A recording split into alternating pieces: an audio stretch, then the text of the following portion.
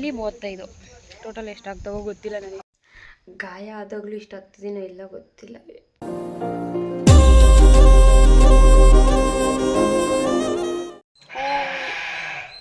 ನಾನು ಹಾಯ್ ಹೇಳ್ಕೊ ಬಿಡಲ್ಲ ನಾವು ಕುರಿಗಳ ಅಂತ ಒಂದೇ ಸಮಯ ಬರ್ಕೊಂತಾರೆ.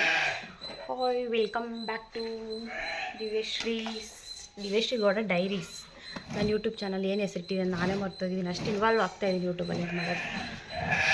ಇವತ್ತು ಸಾಟರ್ಡೇ, ನಮಗೆ ವೀಕ್ ಆಫು. ಕೆಲಸ ಏನು ಗೊತ್ತಾ, actually I am not feeling well, but ಮಲಗಿದ್ದೆ ಆ್ಯಕ್ಚುಲಿ. ಇಷ್ಟೊತ್ತು ಟೈಮ್ ಎಷ್ಟು ಅಂದರೆ 10 o'clock ಎದ್ದು ಬಂದಿದ್ದೀನಿ. ಆ್ಯಕ್ಚುಲಿ ಡೇ ಫುಲ್ಲು ರೆಸ್ಟ್ ಬೇಕಿತ್ತು, ಬಟ್ ಕೆಲಸ ಇದೆ ಅಂತ ಬಂದಿದ್ದೀನಿ. ಏನು ಗೊತ್ತಾ, ಇವತ್ತು ಕಾರ್ಯಕ್ರಮಗಳು, ಕುರಿಗಳೆಲ್ಲ ತೊಳೆದಾಕಿದ್ದಾರೆ, ಬಂಡ ಕಟ್ ಮಾಡಬೇಕು.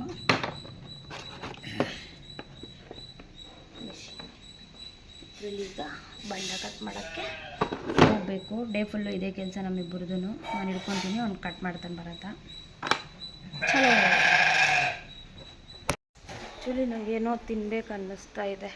Dairy milk, I want dairy milk. ಹೋಗಿ ತೊಗೊಂಡು ಬರ್ತೀನಿ ನೋಡಿ. ಇವಾಗ ಅವ್ನು ಬರ್ತಾವ, ಇನ್ನು ನೋಡೋವಂದರೆ ಇನ್ನು ಈಗಾನೆ ಇದು ಗೋ ಅಂದ್ಬಿಡ್ತಾನೆ. ಬರ್ತಾನೆ ಅಷ್ಟರಲ್ಲಿ ಹೊಟ್ಟೋಗ್ಬೇಕು.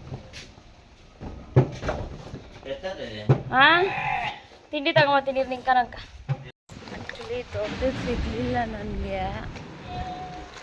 ಚಿಕ್ಕದು ಸಿಕ್ತು 5 rupees. ಅದನ್ನೇ ತೊಗೊಂಬರ್ತಾ ಇದ್ದೀನಿ. ಹುಚ್ಚಿಯವ್ರ ಮನೇಲಿ ಇದ್ದಿದ್ರೆ ಡೈರಿ ಮಿಲ್ಕ್ ಇರ್ತಿತ್ತು ಮನೆಯಲ್ಲಿ, ಅವರಿಲ್ಲ. ಸೊ ಮನೇಲಿ ಡೈರಿ ಮಿಲ್ಕ್ ಇಲ್ಲ.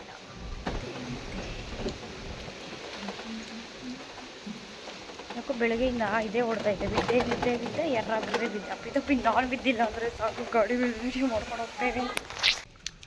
ಎತ್ತ ಹೊರಟೋ ನೀವು ಬರ್ತಾ. ಟೈಮ್ ಆತೈತೆ, ಕಾಮನ್ ಡೈಲಾಗ್, ಟೈಮ್ ಆತೈತೆ. ಎಲ್ಲರೂ ಏನು ಹೋಗೋದಿಲ್ಲ, ಇಬ್ಬರು ರಜಾನೇ. ಸ್ಟಡೀಸ್ ಮುಗೀತು ನನಗಿವತ್ತು ಸಾಟರ್ಡೆ ವೀಕ್ ಆಫು. ಬಟ್ ಆದರೂ ಹಂಗೆ ಹೇಳೋದು, ಮಾರ್ಕ್ ಆಗಿಬಿಟ್ಟೈತೆ. ಏನಾಯ್ತು ಗೊತ್ತಾ, ನಾನೇ ಹಸಿಮುಳ್ಕು ಕೊಯ್ಕೊಂಬರೋದಕ್ಕಂತ ಹೋಗಿದ್ವಿ ತೋಟಕ್ಕೆ. ಯೂಶ್ವಲಿ ಟ್ರ್ಯಾಕ್ಟರ್ ಹಾಕ್ಕೊಂಡು ಹೋಗ್ತೀನಿ, ಏನೇ ತರೋದಿದ್ರು, ಮೇವು ತರೋದಿದ್ರು. ನೆನ್ನೆ ಟ್ರ್ಯಾಕ್ಟರು ಡ್ಯಾಡಿ ರಾಗಿ ಚೆಲ್ಲಬೇಕು, ನೆಕ್ಸ್ಟು ಮಳೆ ಬಿದ್ದರೆ ಅದಕ್ಕೆ ಉಳ್ಳೋದಿಕ್ಕಂತ ಟ್ರಾಲಿ ಇಲ್ಲ ಕಲ್ಟಿವೇಟ್ರ್ ಹಾಕ್ಕೊಂಡು ಅವ್ರು ಹೋಗಿದ್ರು. ಅದಕ್ಕೆ ನಾವು ತಲೆ ಮೇಲೇ ಹೊತ್ಕೊಬರೋದಿತ್ತು. ಅವ್ನು ಬೈಕ್ ಹಾಕ್ಕೊಂಬಂದ, ಆದ್ರೂ ಬೇಡ ಅಂದ್ರದ. ಜಾಸ್ತಿ ಹಾಕಿದೆ, ಹೊರೆ ನನ್ನ ಕೈಲಿ ಎತ್ತಕ್ಕಾಗಲಿಲ್ಲ. ಈ ಕಡೆ ಅವ್ನು ಮಾತ್ರ ಎತ್ಬಿಟ್ಟ, ತೊಗೊಬಂದು ನನ್ನ ಮುಖದ ಮೇಲೇ ಬಿದ್ದುಬಿಡ್ತು ಹೊರೆ ಫುಲ್. ಅದೆಲ್ಲ 1 2 3 ಬಿಟ್ಟರೆ ಸಾಕು, ಚಿಕ್ಕಂಗೆ ಹೋಗಿ ಮಣ್ಣು ತಿಂತವೆ. ಎತ್ಕಿಳ್ಕೊಂಬೋಗ್ಬೋದಾ ನಕಾಗಿ, ಇನ್ನೂ ಸ್ವಲ್ಪ ಎನರ್ಜಿ ಬೇಕು ನಕ ಹೋಗ್ಬೋದು. ಏನು ಹೇಳ್ದು ಕೇಳ್ತೇನೆ ಬರತ್ನು. ಮಕ್ಕಳ ನೀವು ಫ್ರೀ ಸರಿ, ಅವರೆಲ್ಲ ಒಳಕೋಗ್ರಿ, ನಿಮ್ಗಿಲ್ಲ ಏರ್ ಕಟ್ಟಿವತ್ತು. ಕೆಲಸ ಶುರು ಹೋಗೋಕ್ಕೆ ಮುಂಚೆ ಜ್ಯೂಸ್, ಲೆಮನ್ ಜ್ಯೂಸ್. ಯಾಕೆ ಇಷ್ಟೊಂದು ಸುಟ್ಟಂಪಟ್ಟೈತೆ. ಬರ್ತಾಯಿದ್ದೀನಿ. ಒಳಕ್ಕೆ ಎಂಟ್ರಿ ಕೊಟ್ರಿ. ಇಟ್ಟೇ ಮನೆ ನಮ್ಮ ಮನೆಯಲ್ಲಿ ಊಟ ತಿನ್ನೋಕ್ಕಾಗಂದ್ರೆ ನಾವು ಕುರಿ ಬಂಡ ಕಟ್ ಮಾಡ್ತಾ ಇದ್ದೀವಿ ನಮ್ಮ ಮನೇಲಿ. ನಮ್ಮ ಸ್ಪೆಷಾಲಿಟಿ. ಅಯ್ಯೋ ಇಟೋಪಿ ಯಾಕೋ ಅರ್ಥ ತಗೋ, ಇವಾಗ ಒಂದೊಂದು ಹಿಡ್ಕೋ.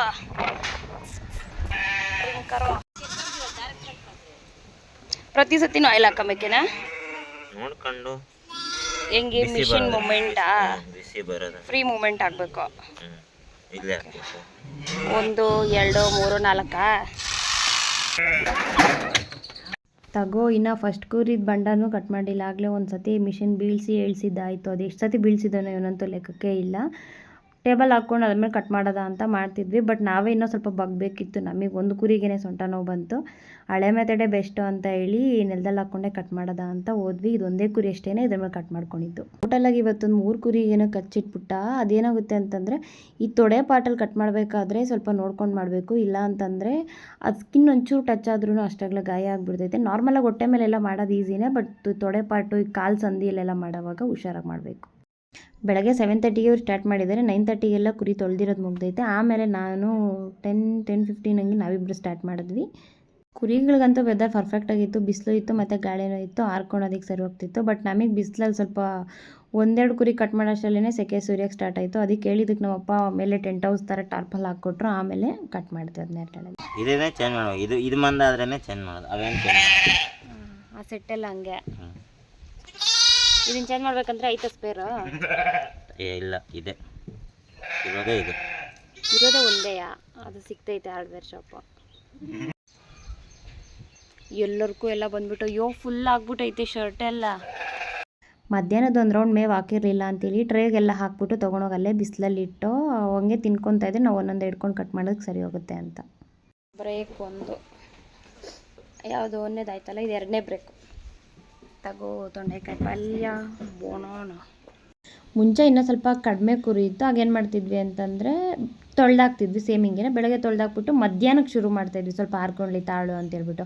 ಅವಾಗ ಏನಾಯ್ತಂದರೆ ಫುಲ್ಲು ಎಲ್ಲ ಫಿನಿಷ್ ಮಾಡೋಕ್ಕಾಗ್ತಿರಲಿಲ್ಲ ಒಂದೇ ದಿನಕ್ಕೆ. ಸೊ ನೆಕ್ಸ್ಟ್ ಡೇಗೆ ಇಟ್ಕೊತಿದ್ವಿ. ನೆಕ್ಸ್ಟ್ ಡೇ ಎಲ್ಲ ನೈಟ್ಗೆ ಒಳಗಡೆ ಒಂದು ಸಲ ಮಾತ್ರ ಒಳಗಡೆ ಹಾಕಿದ್ವಿ. ಆಗ ನೆಕ್ಸ್ಟ್ ಡೇ ಬೆಳಗ್ಗೆ ಎದ್ಬಿಟ್ಟು ಅದೇ ಕಾಲೇಜ್ಗೂ ಕೆಲ್ಸಕ್ಕೆ ಜಾಯ್ನ್ ಆಗೋಕ್ಕೆ ಮುಂಚೆನೇ ನಾನು ಬರೋದೇ ಇಬ್ಬರು ಕಟ್ ಮಾಡಿಬಿಟ್ಟು ಹೋಗ್ತಾಯಿದ್ವಿ. ಬಟ್ ನೆಕ್ಸ್ಟ್ ಟೈಮ್ ಏನು ಮಾಡಿದ್ವಿ ಅಂತಂದರೆ ಎಷ್ಟು ಕಟ್ ಮಾಡೋಕ್ಕಾಗುತ್ತೋ ಅಷ್ಟು ಕಟ್ ಮಾಡಿದ್ವಿ. ನೈಟ್ ಅಲ್ಲೇ ಬಿಟ್ಬಿಟ್ಟಿದ್ವಿ. ನೋಡಿದ್ರೆ ಒಂದು ಟೈಮಲ್ಲಿ ಮಳೆ ಶುರುವಾಗ್ಬಿಡ್ತು. ಆಮೇಲೆ ರಾತ್ರಿ ಒಂದು ಹೊತ್ತಲ್ಲಿ ಡ್ಯಾಡಿ ಹೋಗ್ಬಿಟ್ಟು ಪೋರ್ಟಿಕಲ್ಲಿ ಹೊಡೆದಿದ್ರಲ್ಲ. ಸೊ ಅದಕ್ಕೆ ಈ ಸಲ ಹಂಗಾಗೋದು ಬೇಡ, ಒಂದೇ ಟೇಕಲ್ಲಿ ಎಲ್ಲ ನೈಟ್ ಒಳಗಡೆ ಎಲ್ಲ ಮುಗಿಸ್ಬೇಕು ಅಂತ ಮುಗಿಸ್ತಾ ಇರೋದು. ತಗೋ ಥರ್ಡ್ ಬ್ರೇಕ್ ಇದೆ. ಆ್ಯಕ್ಚುಲಿ ವೀಡಿಯೋ ಮಾಡಬೇಕಾದ್ರೆ ವಾಯ್ಸ್ ಓವರ್ ಕೊಟ್ಟಿದ್ದೀನಿ, ಬಟ್ ಕುರಿಗಳೆಲ್ಲ ಜೋರು ಅರಿಸ್ತಿತ್ತು ಅಂತ ಆ ವಾಯ್ಸ್ ಮ್ಯೂಟ್ ಮಾಡಿ ಈಗ ಮತ್ತೆ ಕೊಡ್ತಾ ಇದ್ದೀನಿ. ಊಟ ತಿನ್ನೋಕೆ ಹೋದರೆ ಟೈಮ್ ಆಗುತ್ತೆ ಅಂತ ಹೇಳ್ಬಿಟ್ಟು ಈ ಥರ ಸ್ನ್ಯಾಕ್ಸ್ನ ಕೆಳಗಡೆಗೆ ತರಿಸ್ಕೊಂಡು ತಿನ್ಕೊಂಡೇ ಇದ್ದೀವಿ ಸರಿಯಾಗಿ ನಾವಿಬ್ಬರು ಅಂತೂ. ಇದು ಟೀ ಮತ್ತು ಪಾರ್ಲಿಜಿ ಕಾಂಬಿನೇಷನು ಯಾವ ಸ್ವೀಟ್ಗೂ ಕಡಿಮೆ ಇಲ್ಲ. ಬೇಕ್ರಿಲಿ ತಿನ್ನೋ ಯಾವ ಸ್ವೀಟ್ಗೂ ಸಖತ್ತಾಗಿರುತ್ತೆ. ಮುಂಚೆ ಎಲ್ಲ ಹಳೆ ಮನೇಲಿ ಇರ್ಬೇಕಾದ್ರೆ ಹೆಂಗೆ ಗೊತ್ತಾ, ನಾವು ಯೂಶ್ವಲಿ ನಮ್ಮ ಮನೇಲಿ ಬಿಸ್ಕೆಟ್ಸ್ ತರೋದೇ ನಾವೇನಾದರೂ ಕೆಲಸ ಇದ್ದು ಮಾರ್ನಿಂಗ್ ಟಿಫನ್ ಲೇಟ್ ಆಗಂಗಿದ್ರೆ ಮಾತ್ರ, ಇನ್ ದ ಸೆನ್ಸ್ ಉಳಮಾಗಿದ್ರೆ ಎಲ್ಲ ಆ ಟೈಮಲ್ಲಿ ಮಾತ್ರ. ಇಲ್ಲ ಅಂತಂದರೆ ಬಿಸ್ಕೆಟ್ಸ್ ಎಲ್ಲ ತಿನ್ನೋಲ್ಲ ಜಾಸ್ತಿ ನಾವು ನಮ್ಮ ಮನೇಲಿ. ಅಲ್ಲ ಇವುಗಳು ಸರ್ಕಸ್ ನನ್ನ ಕೈಲಿ ನೋಡೋಕ್ಕೈತಿಲ್ಲ. ಇವಿರೋದು ಒಳಗಡೆ, ಆ ಮೇವಿರೋದು ಆಚೆ ಕಡೆ. ಆ ಸಂದಿಲಿ ಮೂತಿ ದೂರಿಸಿ ಏನು ತಿನ್ನೋದೇನೋ. ಆ ಒಂದು ತಿಂತಾ ಇರೋದು ನೋಡ್ಬಿಟ್ಟು ಇನ್ನೊಂದು ಹೋಗೈತಲ್ಲ, ಮೆಚ್ಚಬೇಕು ಇದ್ರ ಬುದ್ಧಿಗೆ. ಆಂಟಿ ಹಾಯ್ ಹೇಳ ಆಯೇ ಎಮರ್ಜೆನ್ಸಿ ಅಂತ ಫೋನ್ ಹಾಕ್ಬಿಟ್ಟು ಇವಾಗ ಬಂದ್ಬಿಟ್ಟು ನೋಡಿ ಏನು ಮಾಡ್ತಾವಳು. ಆಲ್ಮೋಸ್ಟ್ ಇವತ್ತು ಬೆಳಗ್ಗೆ ಇದ್ದಾನು ಇವುಗಳ ಜೊತೆನೇ ಇದ್ದೀವಿ. ಎಷ್ಟು ಕ್ಯೂಟ್ ಮೂಮೆಂಟ್ಸ್ ಅಂತಂದರೆ ಈ ಪಿಳ್ಳಿ ಮೂತಿ ನೋಡಿ ಎಷ್ಟು ಕ್ಯೂಟಾಗಿದೆ ಅಂತಂದರೆ ಇದು ನನ್ನ ದೃಷ್ಟಿನೇ ಬೀಳುತ್ತೆ. ಬಂದಿಲ್ಲ ನನ್ನ ಪಕ್ಕನೇ ನಿಂತ್ಕೊಂತಿತ್ತು. ಇದನ್ನು ವೀಡಿಯೋ ಮಾಡೋದೇ ಆಗ್ಬಿಟ್ಟೈತೆ. ಒಳಗಡೆ ಇನ್ನು ಹತ್ತ ಇರೋದು ಕ್ರೆಡಿಟ್ ಎಲ್ಲ ಬರಕ್ಕೆ ಅನ್ಕೋಬೇಕ. ಲೆಕ್ಕ ಹಾಕ್ಬಿಟ್ಟ ಅದೆಷ್ಟಾಗ್ತದೆ ಅಮೌಂಟ್ ಕೊಟ್ರು ಇವನ್ಕ. ಒಂದು ಕುರಿಗೆ 60 ರೂಪಾಯಿ. 60. ಹೌದಾ ಬರುತ್ತೆ? ಕಾಸು ಬೇಡ, ಬ್ಯಾಲೆನ್ಸ್ ಹಾಕಿ ಸಾಕು ಪಾಪ. 4 ಕುರಿ 5 ಮರಿ. ಫಾರ್ ದಿ ಫಸ್ಟ್ ಟೈಮ್ ಅದನ್ನಿಸ್ತೈತೆ 2 ಮರಿ ಕೊಟ್ಟಿರೋದು. ಟೈಮ್ ಆಗೇ ಹೋಯ್ತು. ಈಗ 7 o'clock. ಇನ್ನು 12 ಕುರಿ ಏನೋ ಇದಾವೆ ಕಟ್ ಮಾಡೋದು ಬಣ್ಣ. ಫಸ್ಟು ಟೇಕಲ್ಲಿ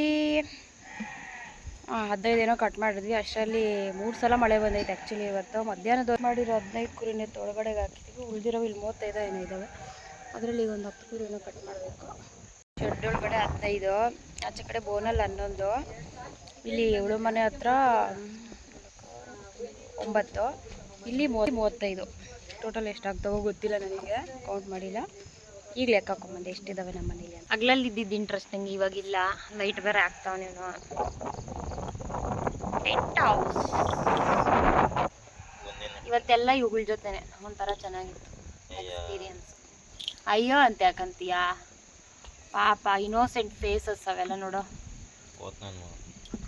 ಬೆಂಗ ಆ ಚಿಕ್ಕ ಮರಿಗಳಂತೂ ಕೇಳಂಗೆ ಇಲ್ಲ. ನೋಡ್ತಾ ಇದ್ರೆ ನೋಡ್ತಾನೆ ಇರಬೇಕು ಹಂಗೆ ಅನಿಸ್ತೈತೆ. ಅಯ್ಯೋ ಎಷ್ಟು ಕ್ಯೂಟ್ ಹಂಗೆ ನೋಡ. ಈಗ ಇದು ಯಾವುದೋ ಒಂದೈತೆ ಬರ್ತೈತೆ. ಮೇವು ತಿನ್ನೋದಕ್ಕಿಂತ ಹೆಚ್ಚಾಗಿ ಇಲ್ಲಿ ಕಂಬಿ, ಮಣ್ಣು, ಸಿಮೆಂಟ್ ಇಟ್ಟಿಗೆ.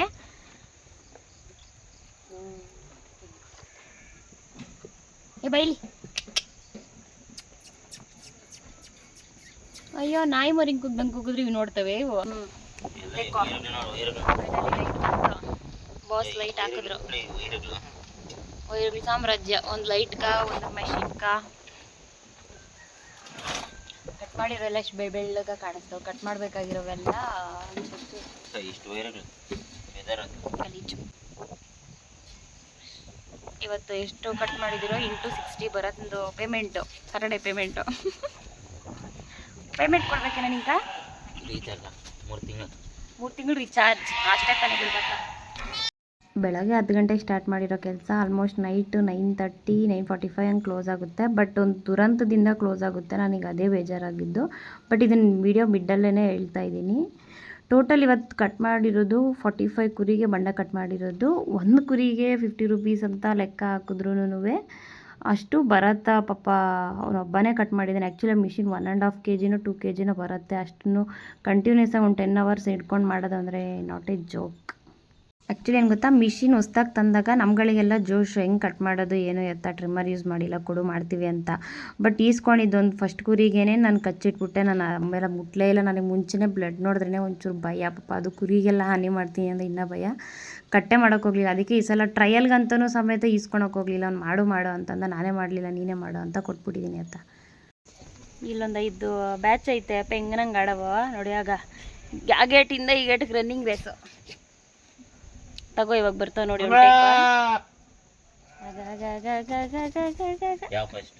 ಹಾಂ ಫಸ್ಟು ಸೆಕೆಂಡ್ ನೋಡಿ ಹಂಗೆ ಆಡ್ತಾವ ಅವು. ಯಾಕೋ ನನ್ನ ಕಸಿನ್ ಕಾಲ್ ಮಾಡಿದ್ದಾಗ ಹೇಳಿದೆ ಬಂಡ ಕಟ್ ಮಾಡ್ತಿದ್ದೀವಿ ಅಂತಂದರೆ ಸರಿ ಬರ್ತೀನಿ ಇರೋ ಅಂತಂದ. ಬರೋ ಹಂಗೆ ಏನಾದರೂ ತಿಂಡಿ ತೊಗೊಬಾರೋ ಅಂತಂದರೆ ಏನು ಬೇಕು ಅಂತಂದ. ದಿಲ್ಪಸನ್ ಇಷ್ಟ ಆಗಿ ತೊಗೊಂಬಾರೋ ಅಂತಂದರೆ ಮಧ್ಯಾಹ್ನ ಹೇಳಿರೋದಕ್ಕೆ ಈಗ ಸಾಯಂಕಾಲ 8 ಗಂಟೆ 9 ನೈಟ್ ಆಗಿದೆ. 9 ಗಂಟೆಲಿ ಎತ್ಕೊಂಬಂದವನೆ. ನಾವೆಲ್ಲ ಅಷ್ಟು ವರ್ಷ ಬದುಕಲ್ಲ ಬಿಡುವ. ಈಗ ನೀನು ಇಂಥವೆಲ್ಲ ತಂದ್ಕೊಡ್ತಾ ಇದ್ರೆ ಎಲ್ಲಿ ಬದುಕ್ತೀರಿ ನಾವು?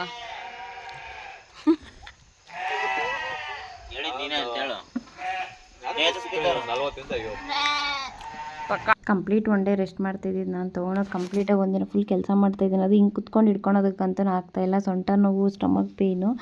ಮೇ ಬಿ ಇದೇ ಏನಾದರೂ ಲೀಡ್ ಆಯ್ತೇನೋ ಆ ಥರ ದುರಂತ ಆಗೋದಕ್ಕೆ ಅನಿಸುತ್ತೆ ನನಗೆ. ನನ್ನ ಬೇಜವಾಬ್ದಾರಿ.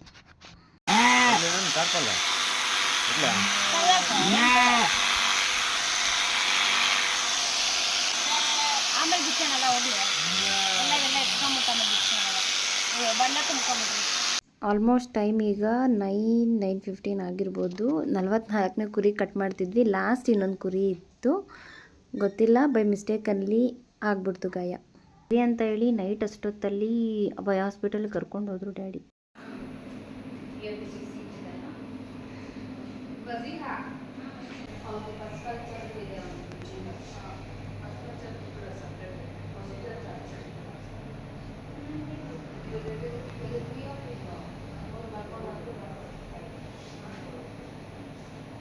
ಹಿಂಗಾಗುತ್ತೆ ಅಂತ ಗೊತ್ತಿದ್ದಿದ್ರೆ ನಾನು ಹೋಗ್ತಾನೆ ಇರಲಿಲ್ಲ. ಆ್ಯಕ್ಚುಲಿ ಪೀರಿಯಡ್ಸ್ ಫಸ್ಟ್ ಡೇ ಪೀರಿಯಡ್ಸಲ್ಲಿದ್ದೆ. ಎದ್ದಿದ್ದೆ ಲೇಟು. 9 ಗಂಟೆಗೆ ಎದ್ದು ಆಚೆ ಬ್ರಷ್ ಮಾಡ್ಕೊತ ಆಚೆ ಹೋದೆ. ನೋಡಿದ್ರೆ ಕುರಿ ತೊಳ್ದಾಕಿದ್ರು ಅಂದ್ಬಿಟ್ಟು ಎಲ್ಲ ಆಚೆ ಬಿಟ್ಕೊಂಡಿದ್ರು ಅಂದ್ಬಿಟ್ಟು ಬಂಡ ಕಟ್ ಮಾಡಬೇಕಿತ್ತು. ತೊಳ್ದಾಗಲೇ ಅಲ್ವ ಬಂಡ ಕಟ್ ಮಾಡೋದು. ಓಕೆ ಕಟ್ ಮಾಡಬೇಕೇನೋ, ಇನ್ನು ಅವರಿಬ್ಬರಿಗೆ ಕಷ್ಟ ಆಗುತ್ತೆ ಅಂತ ಹೋದೆ. 10 o'clock ಕೆಳಗಡೆ ಹೋಗ್ದೋಳು ಮಾಡ್ಕೊಂಬಂದೆ.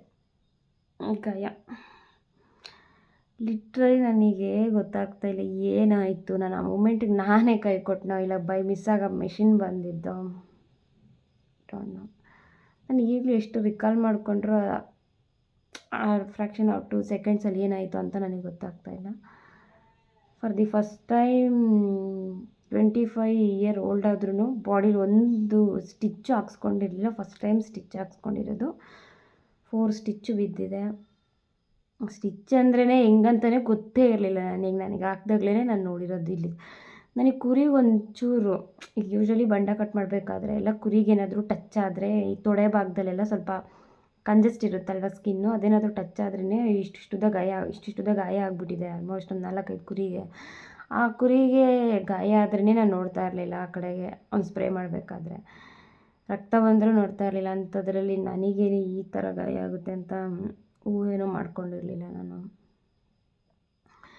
ಗಾಯ ಆದಮೇಲಂತೂ ನಾನು ಹೇಳ್ತಾ ಇರೋದು ನಾನು ಇದನ್ನ ಅಕ್ಸೆಪ್ಟ್ ಮಾಡಲ್ಲ ಅಂತ ಹೇಳ್ತೀನಿ. ಆಲ್ರೆಡಿ ಗಾಯ ಆಗಿರೋದನ್ನ ಅಕ್ಸೆಪ್ಟ್ ಮಾಡಲ್ಲ ಅಂತ ಹೇಳ್ತಾ ಇದ್ದೀನಿ. ನನ್ನ ಬುದ್ಧಿ ಇಷ್ಟು ಅಥವಾ ಅನ್ಯಾಯವಾಗಿ ನನ್ನ ಬೇಜವಾಬ್ದಾರಿಯಿಂದ ನನಗೆ ಆಯ್ತಲ್ವಪ್ಪ ಅಂತ ಒಂದು ಗಿಲ್ಟ್ ಕಾಡ್ತಾ ಇದೆ ಅಷ್ಟೆ.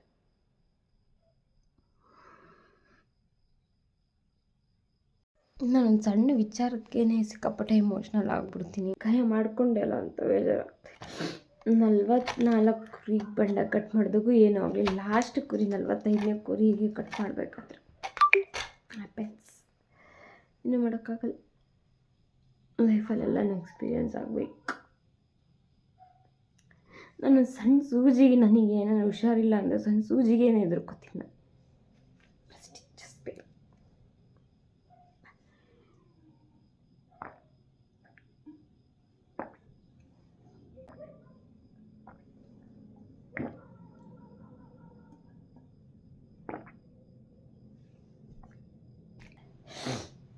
Anyway it happens. Actually full ಖುಷಿಯಿಂದ ಸ್ಟಾರ್ಟ್ ಮಾಡಿದೆ ಮಾರ್ನಿಂಗ್ ಬ್ಲಾಗ್ ಮಾಡೋಣ ಅಂತ. ಅದು ಈ ಥರ ಆಗುತ್ತೆ ಅಂತ ಎಕ್ಸ್ಪೆಕ್ಟ್ ಮಾಡಿದ್ವಿ. ಡಿ ಎಲ್ ಮಾಡ್ಸೋಕ್ಕೆ ಹೋಗೋದಾ ಅಂತ ಇದ್ದಿದ್ದು ನೆಕ್ಸ್ಟ್ ವೀಕಲ್ಲಿ. ಡಿ ಎಲ್ ಎಲ್ಲ ಕೆಲಸ ಮಾಡೋಕ್ಕೂ ಆಗುತ್ತೋ ಇಲ್ಲ. ಓಕೆ ಬಾಯ್.